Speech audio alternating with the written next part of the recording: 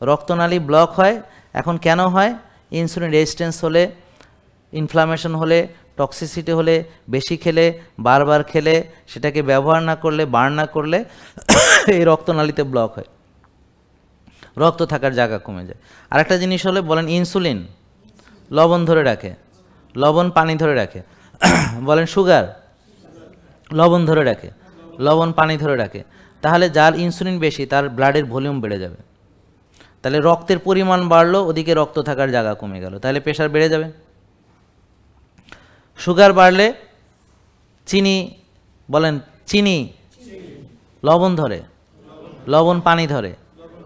তো যাদের ডায়াবেটিস তাদের শরীর রসা হয়, হ্যাঁ, একটা জায়গায় বসে থাকলে পা ফুলে যায়, অনেকে বলে রসা শরীর।